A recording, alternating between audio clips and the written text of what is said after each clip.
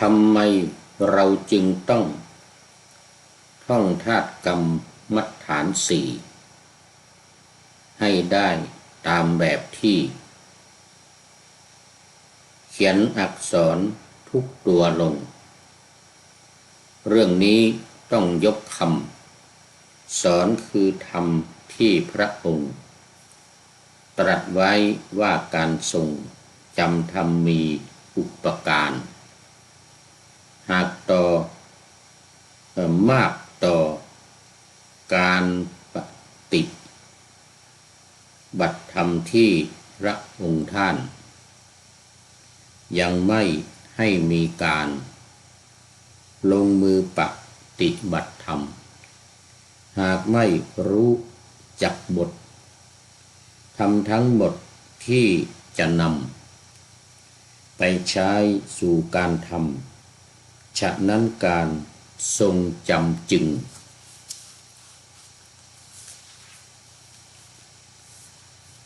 เป็นส่วนสำคัญล้ำที่จะนำเข้าไปถึงการปฏิบัติซึ่งทำอย่างไรจึงจะจำบทธาตุกรรมฐานตอบว่าการท่องย้ำท่องบททำซ้ำๆจึงจะจำแม่นยำดีขอถวายความนอบน้อมแด่พระรัตนตรัยมีพระพุทธเจ้าเป็นต้นขอถวายความเคารพพระมหาเถระพระเถรานุเถระเจ้าคณะพระสังฆาธิการทั่วโลกอันมีพระเดชพระคุณพระธรรมเสนาบดีรองเจ้าคณะภาค7วัดพระธาตุดอยสุเทพเป็นต้น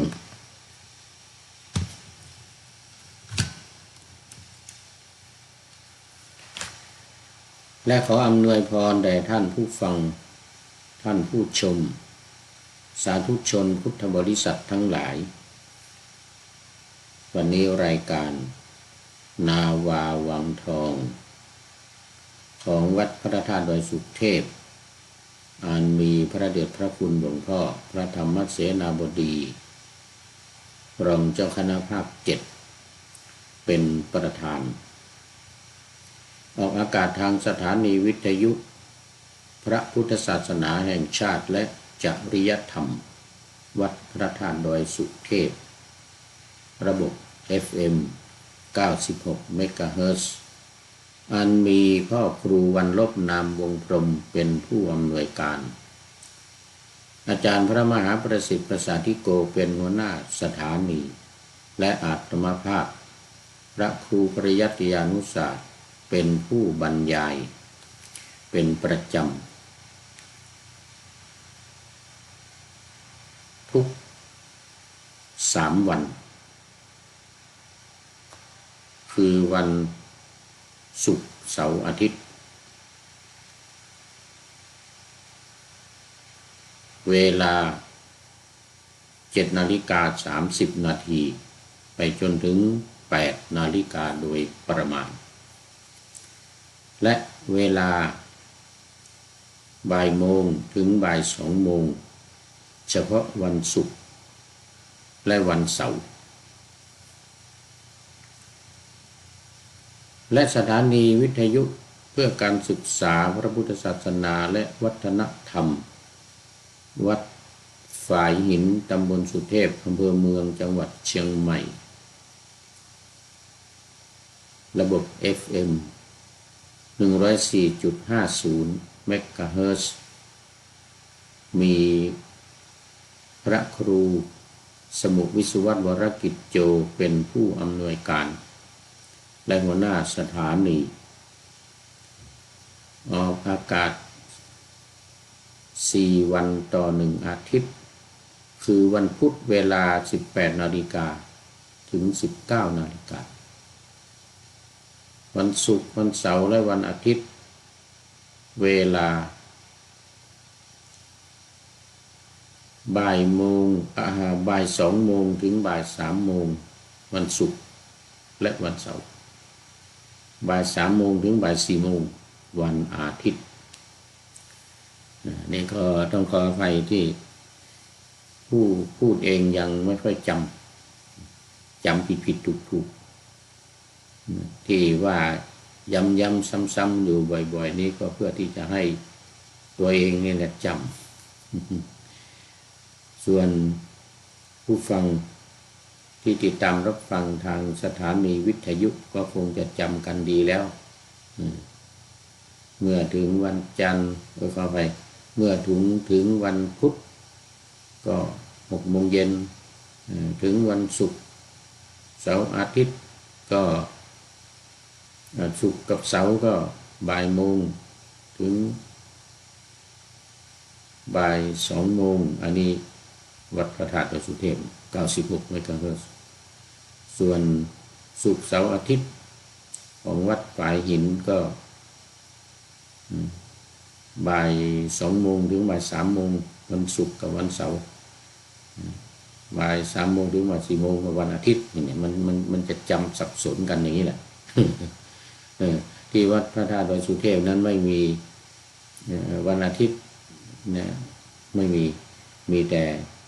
วัดปลายหินที่1 ชั่วโมงนะ1 ชั่วโมงมีเฉพาะวันศุกร์กับวันเสาร์วัดปลายหินนี่1 ชั่วโมงศุกร์เสาร์อาทิตย์พุธศุกร์เสาร์อาทิตย์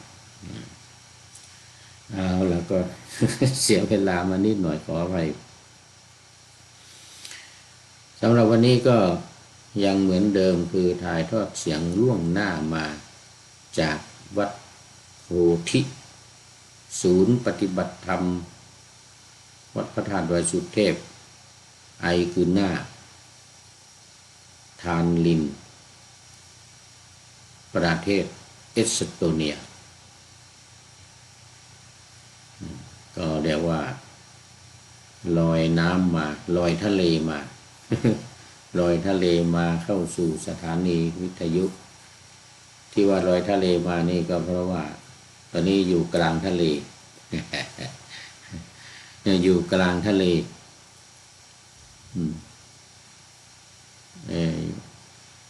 บนเกาะไอกุน่าใกล้ๆกับเมืองทานลินไม่ไกลเป็นเกาะเล็กๆเกาะนี้ก็ทางด้านกว้างเหนือจดใต้ก็แค่1.5 กิโลด้านยาวตะวันออกตะวันตกก็2 กิโลเมตร เป็นเกาะเล็กๆมีบ้านเรือนของประชาชนเก่าๆที่ไม่มีคนอยู่แล้วอยู่นี่ประมาณ 7-8 หลัง7 หลังถึง 8 หลังนี่แหละแต่ที่มีคนอยู่ก็ที่วัดนี่แหละมีวัดนี่มาซื้อบ้านหลังหนึ่งแล้วก็มีบริเวณรอบๆบ้านอยู่เล็กน้อย ไม่เล็กน้อยกว้างอยู่พอสมควรแต่เสียท่ากฎหมายหรือรัฐบาลเขาห้ามไม่ให้สร้างอะไรตอนนี้ก็มีพระพุทธรูปสักองค์หนึ่งเขาไม่ให้สร้างที่อยู่อาศัยหรือที่ดำเนินการอะไรต่างๆเพิ่มเติมบนเกาะแห่งนี้เพราะนั้นจะสร้างกุฏิศาลาหรืออะไรที่มันเป็นที่ทำงานที่พักอยู่อาศัยนี่นะไม่ได้เจดีย์นี่ได้ทำเจดีย์หรือทำพระพุทธรูปเนี่ยที่มันไม่ใช่ที่อยู่อาศัย ได้ ตอนนี้ก็มีสร้างพระพุทธรูปไว้องค์หนึ่งเล็กๆไม่ใหญ่นี่นะอยู่ในภาพหลังฉากหลังผู้พูดนี่อยู่เนี่ยแบ็กกราวด์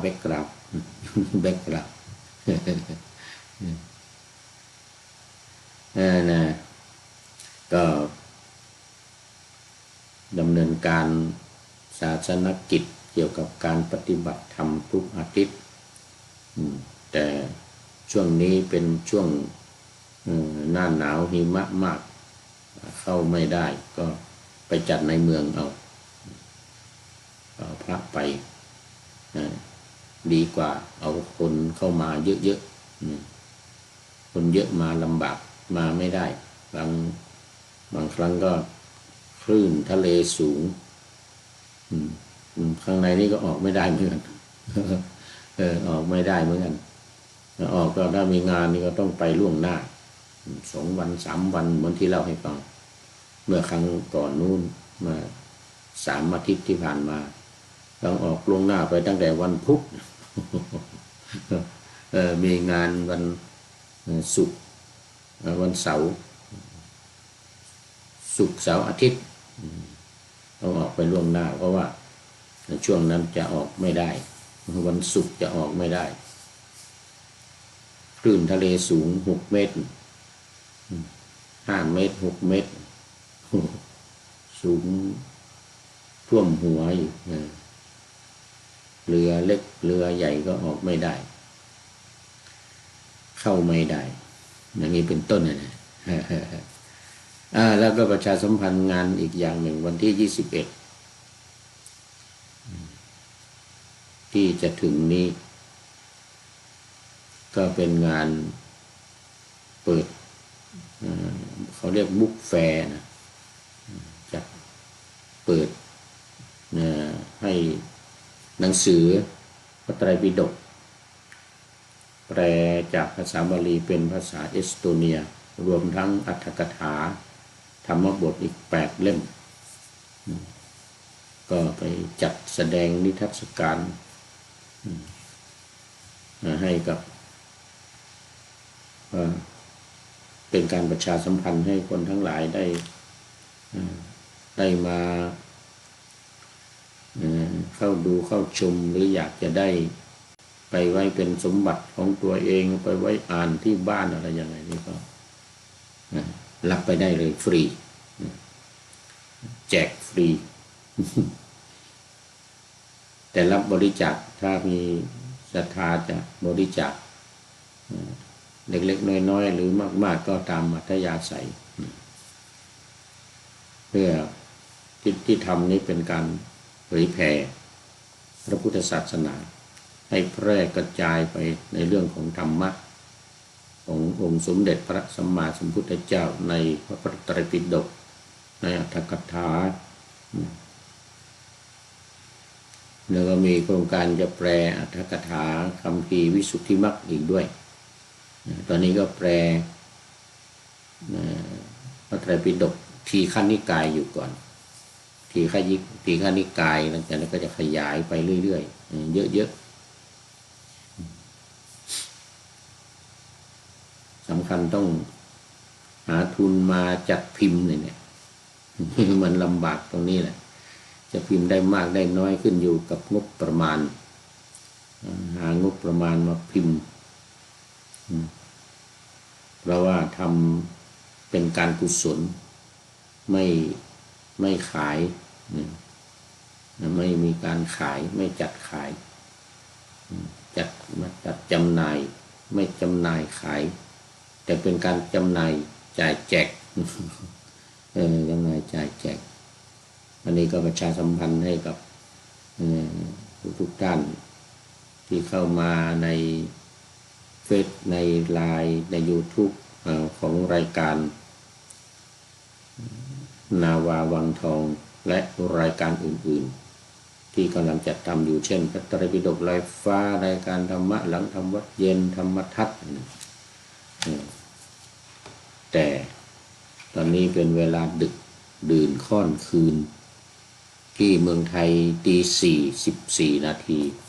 ที่นี่ก็3 ทุ่ม 14 นาทีห่างกัน5 ชั่วโมงตอนนี้ FC ก็คงยังไม่ตื่นยังหลับกันอยู่ FC ทางนี้ก็เหมือนกันก็คงจะเข้าหลับเข้านอนกันละ3 ทุ่ม5 ทุ่มเที่ยงคืน5 ทุ่มเที่ยงคืนไม่เป็นไรพูดอยู่คนเดียวก็แล้วกันพูดให้เทวดาฟังพูดให้เทวดาฟังแล้วก็ให้ไว้ FC ทั้งหลายที่หลับนอนอยู่ก็ มาเปิดฟังทีหลังเปิดเข้าชมทีหลังฟังทีหลังอย่าลืมกดไลค์กดแชร์กันหน่อยช่วยกดไลค์กดแชร์กดกระดิ่งด้วยกดไลค์กดแชร์กดกระดิ่งด้วยที่ YouTube นะทาง YouTube นี่มีอันนี้ก็มีอยู่หลายช่องทาง YouTube ทาง Facebook Live Facebook Live นี่ก็ทางส่งไปทางไลน์ให้ด้วยทางไลน์ทางเฟซทาง YouTube นะเอาละตอนนี้ก็เข้ามาสู่เนื้อหาของธรรมะกันวิหารไลน์ไป15 นาที15 นาทีก็ปะหน้าธรรมะไว้แล้วนะวันนี้ไม่ยากปะหน้าธรรมะไปแล้ว แต่ต้องขยายความกันหน่อยเป็นเรื่องของการท่องจำพูดมาหลายครั้งว่าต้องท่องแล้วก็มีบทให้ท่องเขียนให้ท่องตามนี้ทุกตัวอักษรอย่างเงี้ยนะแล้วก็ว่าสู่กันไปฟังละต่อไปก็จะย้ำเรื่อยๆว่าอันไหนบ้างที่จะให้ท่องเนี่ยอันไหนบ้างที่จะให้ท่องตอนนี้มาพูดถึงเหตุผลความสำคัญว่าทำไมจึงต้องท่องจำเนี่ยทำไมจึงต้องท่องสำนักอื่นก็ไม่เห็นมีการท่อง สำนักอื่นครูบาอาจารย์ที่ผ่านมาก็ว่าเขาไม่มีการท่องแต่เขาให้มีการปฏิบัติมีการท่องเหมือนกันคือการปฏิบัติการบริกรรมเพื่อให้จิตสงบแต่ว่าไม่ใช่ท่องให้จำแบบนี้สำนักนาวาวังธรรมนาวาวังนี่ถือว่าแปลกแหวกใหม่แปลกแหวกแนวแหวกแนวจากเดิมที่มีการบริกรรมใช้หลักเดียวกันบริกรรมซ้ำๆย้ำๆบ่อยๆแต่นั่นเพื่อต้องการให้จิตสงบของเดิมของครูบาอาจารย์ที่ทำกันมาไม่ว่าจะสายไหนสายพองหนอยุบหนอหรือสายนะมะพัทธะสายพุทโธภาวนาสายภาวนาว่าพุทโธพุทโธเลยหรือสัมมาอรหังก็ตามไม่ว่าจะสายไหนเป้าหมายคือให้จิตสงบเป็นสมาธิทั้งนั้นจะมีใหม่แปลกแหวกแนวก็ของสำนักดอยธรรมนาวานี่นะของอาจารย์ทวีวัฒน์จารุวรรณโนดอยธรรมนาวาจังหวัดเชียงรายที่ทางสำนักพระราชวังทำเป็นโครงการโดยพระบาทสมเด็จพระเจ้าอยู่หัวทรงเป็นอุปถัมภกในการจัดโครงการในครั้งนี้เรียกว่าโครงการปูทางสู่ธรรมนาวาวังปูทางสู่ธรรมนาวาวังซึ่งก็นำเอาแนวทางและวิธีการจากสำนักศึกษาธรรมเขาเรียกว่าสำนักศึกษาธรรมโดยธรรมนาวาวังไม่ใช่เป็นสำนักกรรมฐานหรือสำนักปฏิบัติธรรมนะนี่เขาเรียกว่าเป็นสำนักศึกษาธรรมโดยธรรมนาวาสำนักศึกษาธรรมโดยธรรมนาวาไม่ใช่สำนักปฏิบัติเขาก็จึงมีวิธีการไม่ใช่เป็นการปฏิบัติแต่ใช้วิธีการคือการท่องจำก็จึงไม่ใช้คำว่าสำนักปฏิบัติธรรม หรือศูนย์ปฏิบัติกรรมฐานหรือศูนย์วิปัสสนาศูนย์สมถะอะไรไม่มีมีแต่ว่าสำนักศึกษาธรรมคือให้ศึกษาให้ท่องจำให้เข้าใจมันไม่ใช่ให้เข้าใจให้ยอมรับนะให้ท่องจำแล้วให้ยอมรับเช่นเนี่ยให้ท่องธาตุกรรมฐานเนี่ยให้เข้าถึงจิตให้เข้าถึงจิตให้จิตเนี่ยยอมรับและปฏิบัติตามนี่เป็นอย่างนั้นในนี้เป็นอย่างนั้นเขาบอกว่าตอนวันนี้ก็มาถึงตอนที่ว่าทำไมจึงต้องท่องธาตุกรรมฐานนะทำไมจึงต้องท่องนี่มาในหน้าที่18หลักปฏิบัติเพื่อความพ้นทุกข์เป็นหนังสือที่สำนักพระราชวังจัดพิมพ์ออกเผยแพร่ทำไมเราจึงต้องท่องธาตุกรรมฐาน4ให้ได้ตามแบบที่เขียนอักษรทุกตัวลงเรื่องนี้ต้องยกคำสอนคือธรรมที่พระองค์ตรัสไว้ว่าการทรงจำธรรมมีอุปการไว้นะหากมากต่อ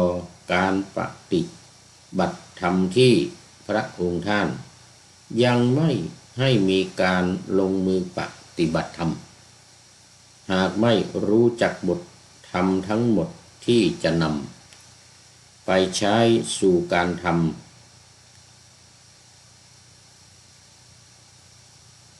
ฉะนั้นการทรงจำจึงเป็นส่วนสำคัญล้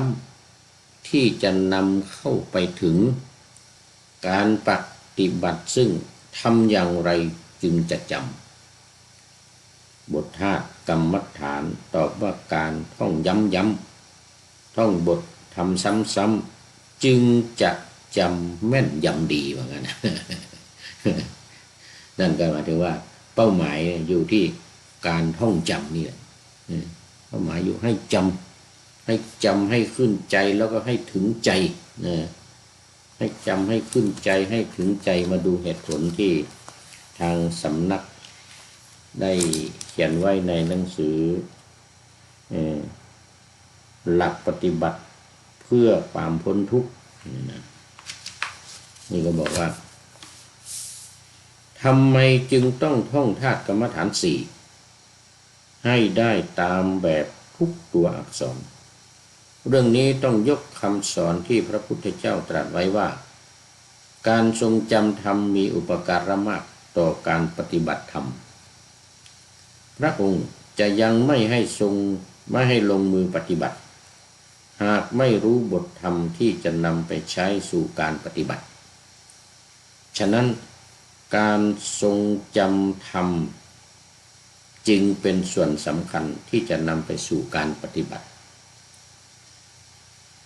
ทำอย่างไร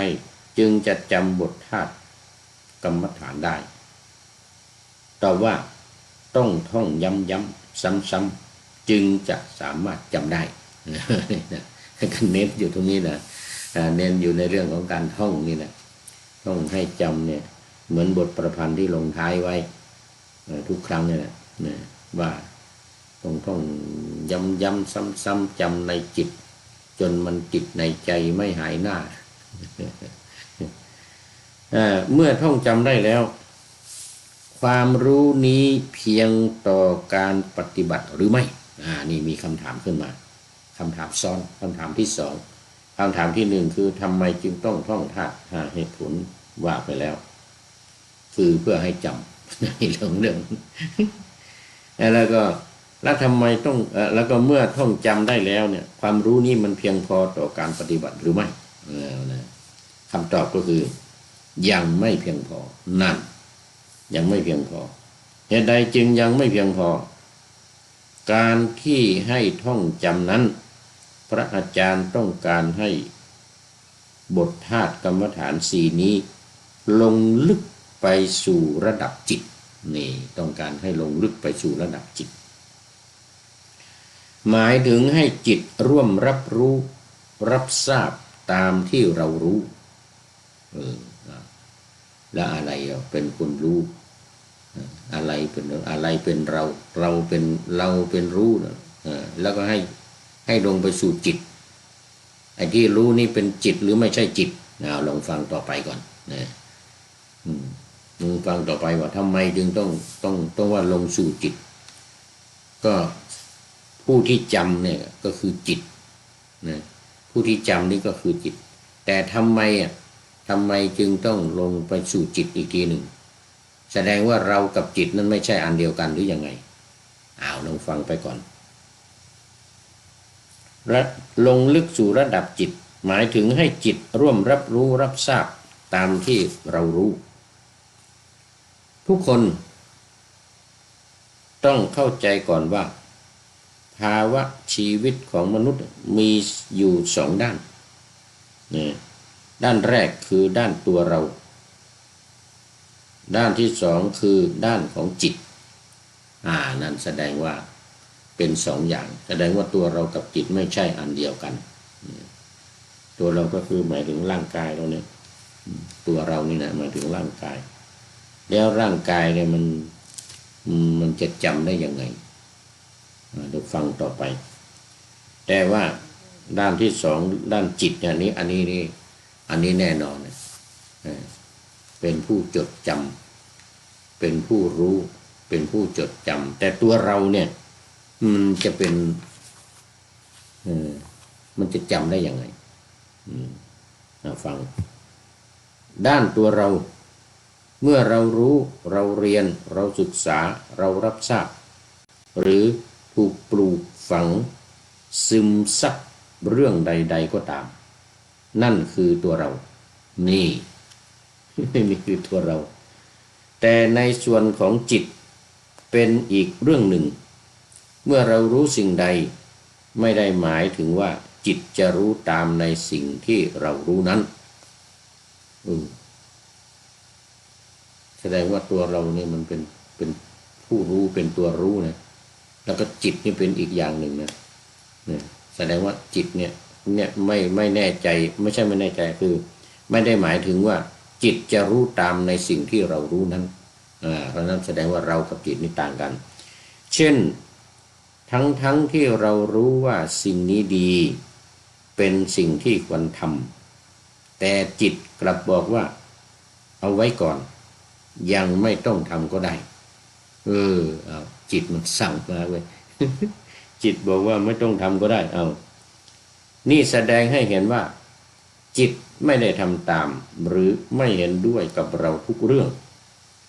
และหลายเรื่องที่เรากระทำลงไปก็ขัดแย้งกับสิ่งที่เรารับรู้ว่าไม่ควรทำเรารับรู้ว่าไม่ควรทำแต่ทำลงไปเพราะว่าจิตมันไม่ทำตามความรับรู้ของเราเหมือนกันนะจนบางครั้งบางคราวก็เกิดข้อถกเถียงระหว่างตัวเราเองกับจิตที่ไม่เป็นอันหนึ่งอันเดียวกัน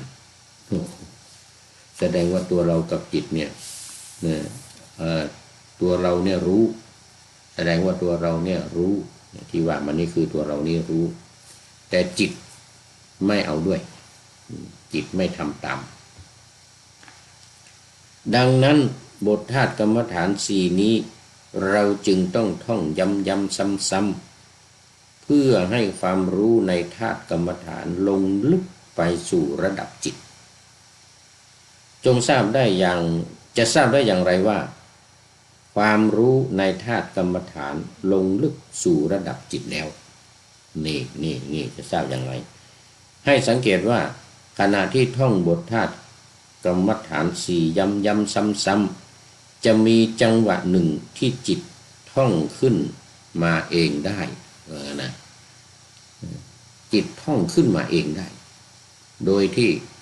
ปากเราไม่ต้องท่องปากเราไม่ต้องว่าจิตมันท่องขึ้นมาเองได้เมื่อจิตท่องขึ้นมาได้เอง ให้เข้าใจว่าจิตเริ่มยอมรับบทธาตุกรรมฐานเข้าไปสู่ในจิตแล้วแต่นั่นไม่ได้หมายความว่าให้หยุดท่องยังต้องท่องย้ำๆซ้ำๆต่อไปอีกจนกว่าจิตจะสามารถท่องได้ด้วยตัวเองได้ตัวของจิตเองด้วยตัวของจิตเองจะยอมรับเอาความรู้ทั้งหมดไปอยู่ในจิตโดยไม่ต้องบังคับจิตให้ท่องเหมือนช่วงแรกคือท่องไปเนี่ยแล้วก็จิตมันก็ท่องตามนะแล้วจิตนี่มันก็จำได้ตัวเราเนี่ยคงจะหมายถึงตัวเราเนี่ยคือปากเนี่ยปากที่ท่องอยู่เนี่ยปากที่ท่องอยู่เนี่ยเพราะเรื่องร่างกายกับจิตนี่เป็นคนละอย่างกันอันนี้แน่นอนแต่ร่างกายจำร่างกายท่องแล้วร่างกายจำร่างกายรับรู้นี่ยังไม่แน่ใจว่าร่างกายนี้จะรับรู้ได้อย่างไรรับรู้ได้อย่างไรตามปกติเราจะมีอินทรีย์6แต่ว่าไม่ใช่ร่างกายรู้แต่ว่าใจรู้จิตหรือวิญญาณเนี่ยนะวิญญาณที่อยู่ในตัวของเราเนี่ยจะรับรู้ผ่านอินทรีย์ทั้ง6คือตาหูจมูกลิ้นกายและใจตาหูจมูกลิ้นกายและใจนั่นหมายถึงวิญญาณนะวิญญาณเป็นตัวรู้อยู่ภายในแต่ในนี้ยังไม่ได้ลงถึงวิญญาณลงแค่จิตวิญญาณนี่จะอาศัยจิตอีกทีหนึ่งจากประสบการณ์ของพระอาจารย์และลูกศิษย์ที่ปฏิบัติตามแนวทางนี้พบว่าสามารถท่องบทธาตุกรรมฐานได้แม้กระทั่งยามหลับหลับก็ท่องได้ฮะน่าจะฝันน่าจะฝันโดยรับรู้ด้วยตนเองได้ว่าจะมีภาวะหนึ่งของจิตที่สามารถท่องบทธาตุกรรมฐานเองขณะที่นอนหลับหมายถึงจิตท่องนะหมายถึงไม่ใช่ตัวเราต้องหมายถึงจิตท่องเมื่อสามารถทำได้ในระดับนี้ถือว่าบรรลุถึงประโยชน์ของการท่องจำหรือบรรลุถึงความหมายของการท่องจำก็คือหมายถึงว่าหลับไปแล้วเนี่ยปากเราไม่ได้ท่องกายเราไม่ได้ท่องแต่จิตมันท่องเองมันจะคือฝันหรือเปล่าอันนี้ก็ต้องฟังไปก่อนการท่องจำในระดับนี้เป็นการสร้างอุปนิสัยในการรับความรู้ที่เราส่งข้อมูลที่ถูกต้องเข้าไปสู่จิตเมื่อมีความรู้แล้วจิตจะปฏิบัติตนเองคือจะทำลายความเห็นผิดในตนซึ่งในระดับการท่องจำนี้จะเป็นการทำลายความเห็นผิดในขั้นของสมถะยังไม่ใช่การทำลายในชั้นอาสวะสมถะในที่นี้จะหมายถึงการฝึกจิตให้สงบเป็นสมาธิการทำใจให้สงบโดยเพ่งสิ่งใดสิ่งหนึ่งเป็นอารมณ์ส่วนอาสวะเนี่ยหมายถึงกิเลสที่หมักหมมนอนเนื่องทับถมอยู่ในจิตชุบย้อมจิตให้เศร้าหมองให้ขุ่นมัวให้ชุ่มอยู่เสมอเนี่ยนี่คืออาสวะแต่ว่าที่จำเนี่ยในการท่องจำนี้จะเป็นการทำลายความเห็นผิดในชั้นของสมถะยังไม่ใช่การทำลายในชั้นอาสวะอย่างนั้นนะในชั้นสมถะนี้หมายถึงว่าการฝึกจิตเนี่ยให้สงบเป็นสมาธิทำใจให้สงบโดยเพ่งสิ่งใดสิ่งหนึ่งเป็นอารมณ์นี่มีนะนี่หมายถึงว่ามีการฝึกจิตให้สงบเหมือนกันนี่นะ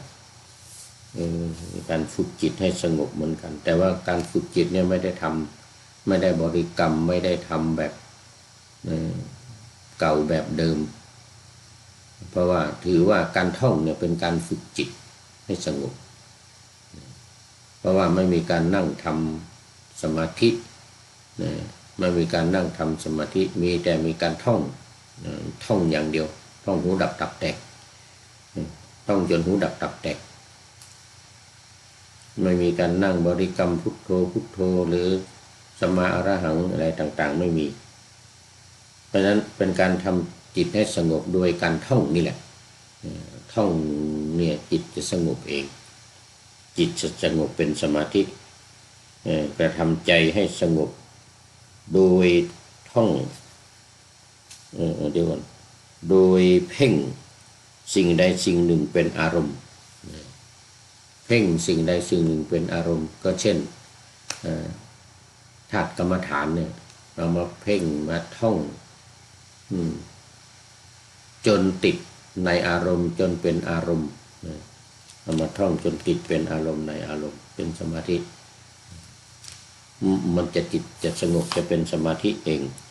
โดยการเพ่งสิ่งใดสิ่งหนึ่งการเพ่งสิ่งใดสิ่งหนึ่งเนี่ยก็เช่นอย่างเราท่องธาตุกรรมฐานเราท่องพุทโธเมนาโถธัมโมเมนาโถนี่ก็เพ่งเข้าไปจนจำมั่นติดใจติดตาจำติดหูติดตาจำติดจิตติดใจนี่ย้ำลงมาตรงนี้ว่าให้ลงลึกเข้าไปสู่จิตนะอันนี้เป็นจบละเป็นเหตุผลที่ว่าให้ท่องกรรมฐานให้ขึ้นใจ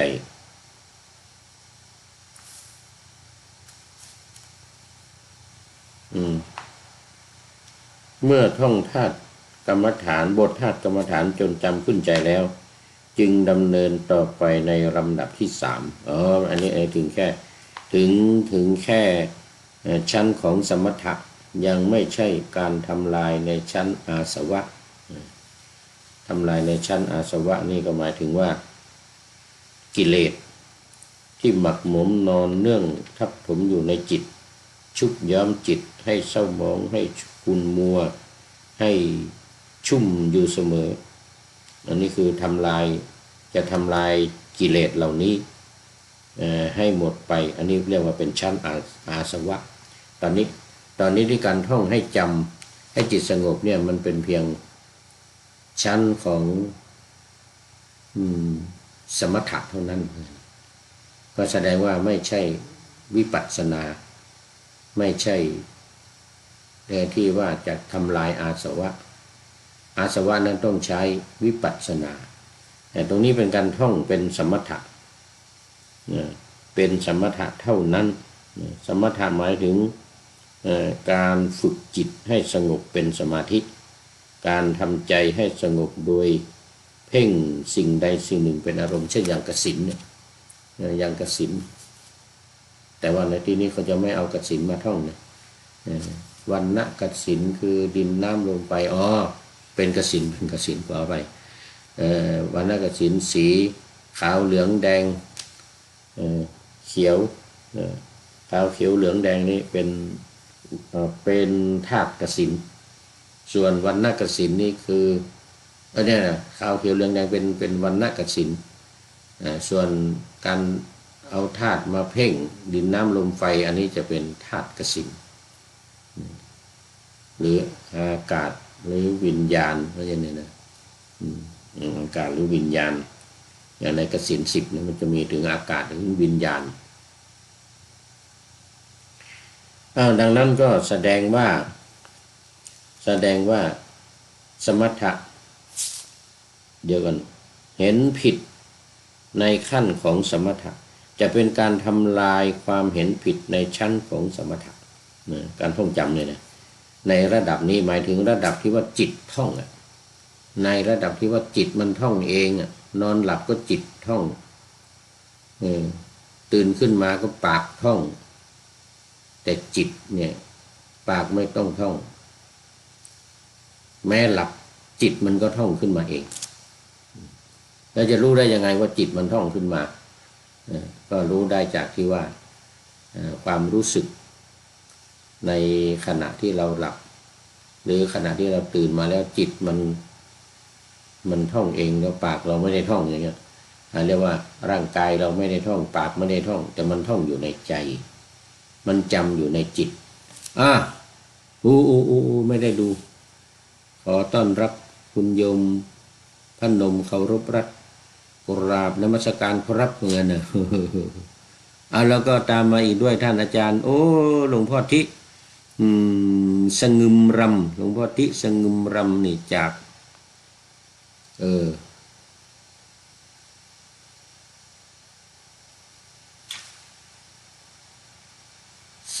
เดี๋ยวกันเลยลาดบุรีไปหน่อยนึงนึกชื่อจังหวัดไม่ออกต้องขออภัยหลวงพ่อนึกชื่อจังหวัดไม่ออกประจวบคีรีขันธ์จากประจวบคีรีขันธ์พระเดชพระคุณหลวงพ่อที่สงึมรำเนี่ยชื่อที่สั้นๆที่สงึมรำสาธุสาธุไม่ได้มองดูไม่ได้มองดู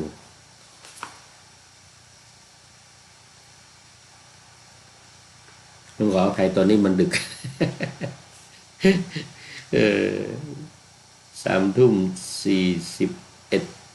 5:41ที่เมืองไทย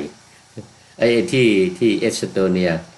หลวงพ่อที่เมืองไทยหลวงพ่อยังไม่หลับนะนี่หรือตื่นขึ้นมาแล้วตี 4ตื่นมาแล้วตี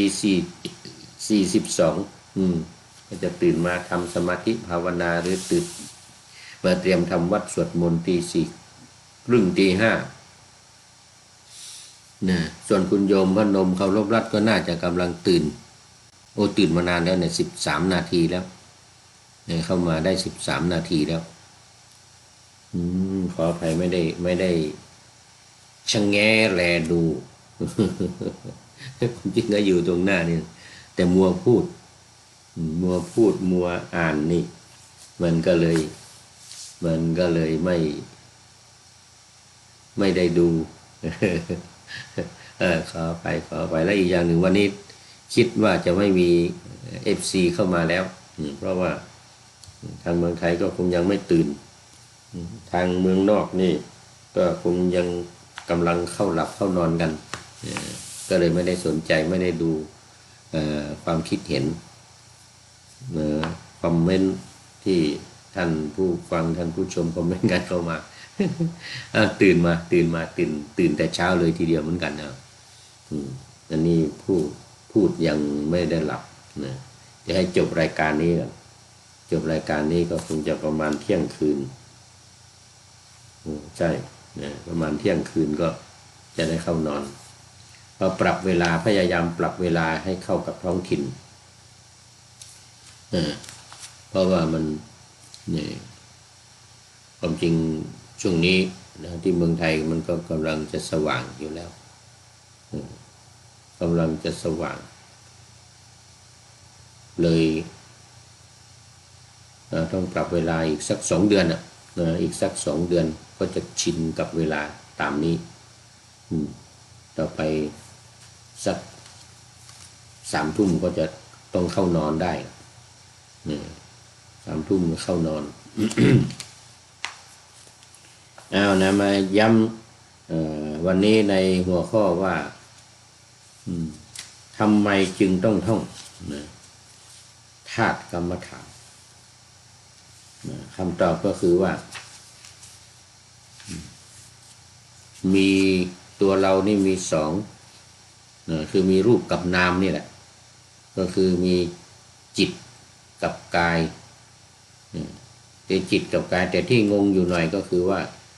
กายรู้กายคือตัวเราเนี่ยตัวเรานี่รู้ตรงนี้ต้องพิจารณาดูหน่อยว่าน่าจะผิดหรือไม่ใจจิตเนี่ยไม่รู้ตามเหมือนกันนะบางทีมันมีปัญหาว่าบางสิ่งบางอย่างที่จิตไม่ทำตามตัวของเราเหมือนกันนะไม่ทำตามกาย แสดงว่ากายเรารู้ก็เข้ามาแล้วแต่ว่าจิตไม่ทำตามนี่บอกว่าในส่วนของจิตเนี่ยเป็นอีกเรื่องหนึ่งว่างั้นนะด้านตัวเราเนี่ยมาถึงด้านตัวเราคือเมื่อเรารู้เราเรียนเราศึกษาเรารับทราบหรือ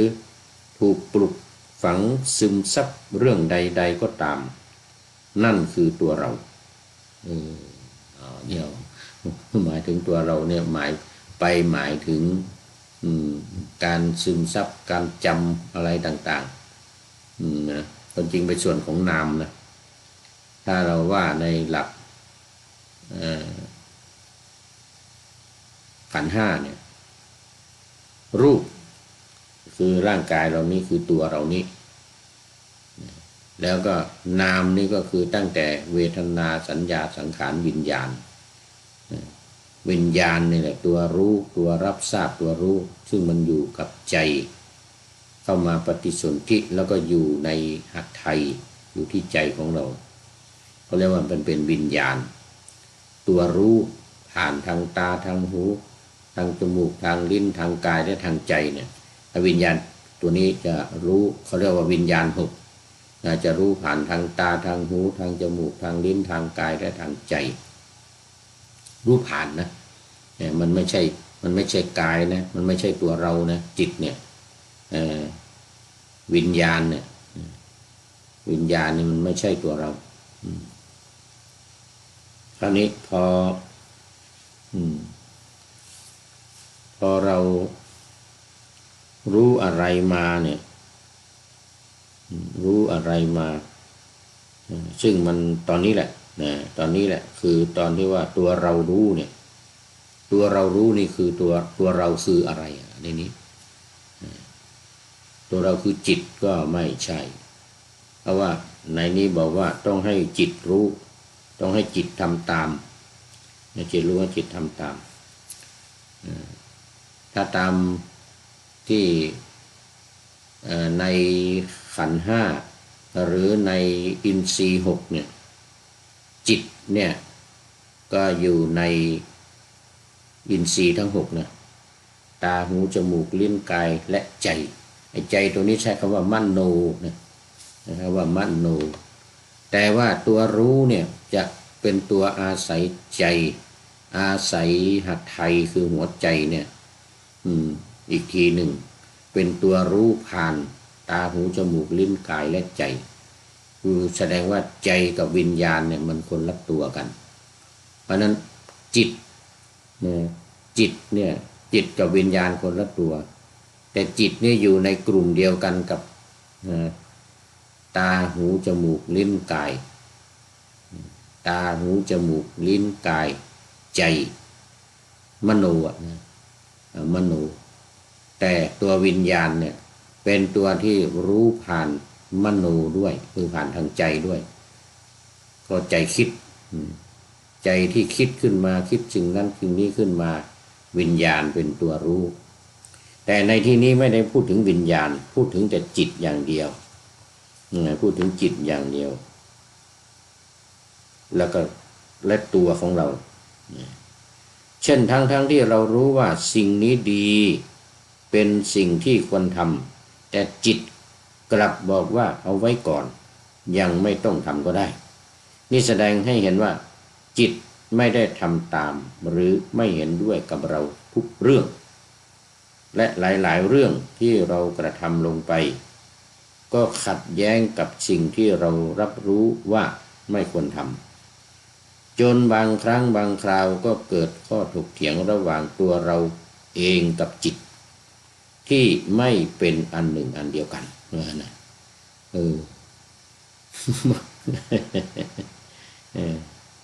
ไม่เป็นอันหนึ่งอันเดียวกันนั้นก็สรุปลงไปว่าจิตกับตัวเราเนี่ยไม่ใช่อันเดียวกัน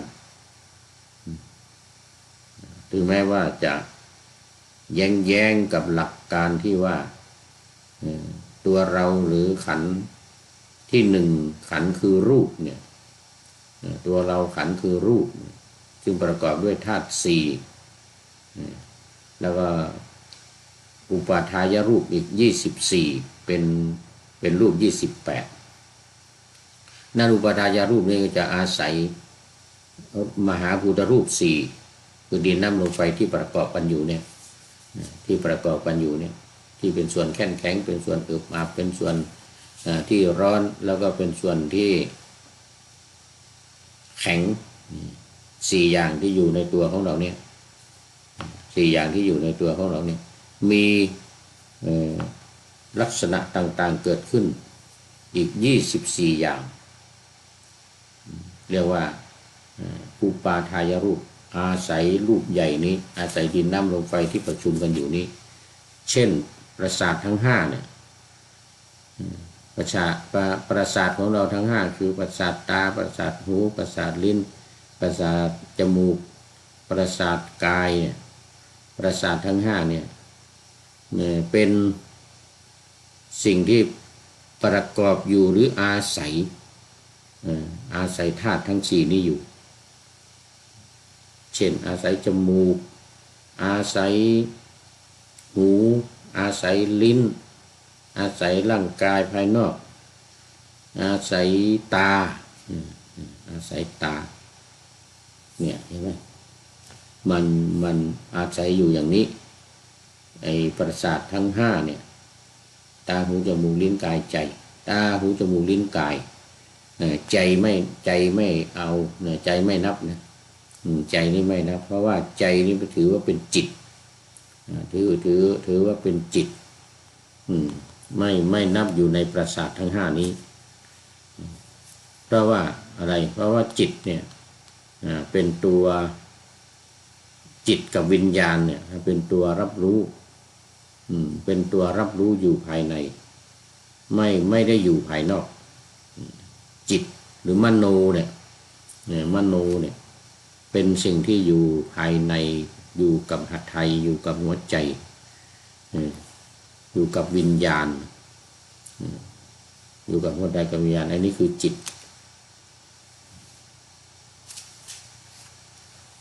ทีนี้ก็มีเหตุผลอีกอย่างหนึ่งก็คือว่าดังนั้นบทธาตุกรรมฐาน4นี้เราจึงต้องท่องย้ำซ้ำๆเพื่อให้ความรู้ในธาตุกรรมฐานนี่ลงลึกไปสู่ระดับจิตลงลึกไปสู่ระดับจิตจะทราบได้อย่างไรว่าความรู้ในธาตุกรรมฐานลงลึกสู่ระดับจิตแล้วให้สังเกตว่าขณะที่ท่องบทธาตุกรรมฐาน4ย้ำๆอยู่เนี่ยจะมีจังหวะหนึ่งที่จิตท่องขึ้นมาเองได้นี่เป็นพิเศษมีจังหวะหนึ่งที่จิตท่องขึ้นมาเองได้เมื่อจิตท่องขึ้นมาได้เองให้เข้าใจว่าจิตเริ่มยอมรับบทธาตุกรรมฐานเข้าไปอยู่ในจิตแล้วแต่นั่นไม่ได้หมายความว่าให้หยุดท่องเนี่ยยังต้องท่องย้ำๆซ้ำๆต่อไปอีกจนกว่าจิตจะสามารถท่องได้ด้วยตัวของจิตเองแต่ยอมรับเอาความรู้ทั้งหมดไปอยู่ในจิตโดยไม่ต้องบังคับจิตให้ท่องเหมือนช่วงแรกอันนี้ผู้พูดก็เป็นผู้นำเอาสื่อเนี่ยนำเอาความรู้เนี่ยนำเอาข้อความที่อยู่ในหนังสือเนี่ยมาพูดมาเผยแผ่ก็ยอมรับว่ายังงงอยู่นิดยังงงอยู่นิดตรงนี้ถ้าต่อไปจะได้พยายามศึกษากับอาจารย์ต้นหรืออาจารย์ทวีวัฒน์จารุวรรณโนว่าไอ้ระหว่างตัวเรากับจิตเนี่ยตัวเรากับจิตเนี่ยชื่อตามปกติแล้วมันตัวเราตัวหมายถึงรูปตามขันธ์5นี่นะก็เป็นสิ่งที่ไม่รู้อะไรจะเป็นสิ่งที่ไม่รู้อะไรแต่มันจะมีรูปอาศัยอย่างประสาททั้ง5เนี่ยคือมันอยู่ในขันธ์5เนี่ยมันอยู่ในมหาภูตรูปเนี่ยอย่างตาหูจมูกเนี่ยมันมีประสาทอยู่ประสาทหูประสาทตาประสาทจมูก ที่ทำหน้าที่รับรู้ตาก็เห็นพอเห็นเนี่ยมันเป็นประสาทตาที่รับรู้ว่ามันเป็นสีเป็นแสงเป็นอะไรเห็นไหมพอเสียงเข้ามาเนี่ยประสาทหูเนี่ยมันจะรู้ว่ามันเป็นเสียงอะไรเนี่ยมันจะแยกแยะมันจะเป็นเสียงอะไรตัวนี้เขาเรียกว่ามันเป็นรูปเหมือนกันแต่ว่ามันเป็นรูปอาศัยจมูกเนี่ยพอกลิ่นเข้ามาเนี่ยจมูกจะรู้ว่าเป็นกลิ่นหอมหรือกลิ่นเหม็นเป็นกลิ่นของอะไรมันจะรู้ต่อไปอีกนี่เสร็จแล้วชิวหาคือลิ้นของเราเนี่ยมันจะมีประสาทอยู่ที่ลิ้นรับรสอาหารพอรสเปรี้ยวเข้ามารสเค็มเข้ามารสอะไรเข้ามาเนี่ยปุ๊บเนี่ยมันก็จะส่งความรู้เนี่ยไปสู่วิญญาณจะรู้ผ่านลิ้นนี่แหละจะรู้ผ่านลิ้นนี่ว่าอันนี้เนี่ยมันขมเนี่ยอันนี้มันเปรี้ยวเนี่ยอย่างเงี้ยนะเอาละสำหรับวันนี้ก็เอาไว้แค่นี้ก่อนหมดเวลามีเข้ามาอีกท่านหนึ่งธรรมชาติสัจธรรมกราบนมัสการขอรับพระครูจารย์ นึกว่าใคร ก็คือคุณโยมพอใจนี่เปลี่ยนชื่อมาว่าเป็นธรรมชาติอะไรชื่อใหม่ธรรมชาติสัจธรรมได้เห็นข้างก่อนก็เคยได้เห็นเหมือนกันเป็นท่านสุดท้ายเข้าสู่เส้นชัยของรายการในวันนี้เมื่อ2 นาทีมานี่เอง โมทนากับคุณโยมพอใจซึ่งเป็นชื่อใหม่ธรรมชาติสัจธรรมที่จำได้ก็เพราะว่าพระครูจารย์ เป็นสไตล์ของนครศรีธรรมราชไม่มีเป็นคำสั้นๆง่ายๆพระครูจารย์สาธุขอนำนาวาวังทองไปก่อนแล้วจะย้อนมาใหม่ในวันหน้าคือวันพุธศุกร์เสาร์อาทิตยาตามเวลาตารางอยู่ข้างในเป็นธรรมะจากพระราชวังเป็นนาวาโด่งดังสว่างไสวว่าเป็นทองคำล้ำค่ากว่าสิ่งใดชุบชีวิตจิตใจให้ใสงามขอเชิญท่านทั้งหลายนำไปท่องตามคุณของพระรัตน3พุทโธเมนาโถธัมโมตามสังโฆเมนาโถยามภาวนาว่าบ่อยๆซ้ำๆจำในจิตจนมันติดในใจไม่หายหน้านอนนั่งยืนเดินจำทุกเวลาตั้งแต่ตื่นขึ้นมาถึงหลับไปขอทุกท่านได้ผลจากปฏิบัติได้กำจัดความทุกข์พบสุขใสพลันปลอดโปร่งโล่งสบายทั้งใจทั้งกายใจอยู่ที่ใดใจสงบพบนิพพานขอเจริญพร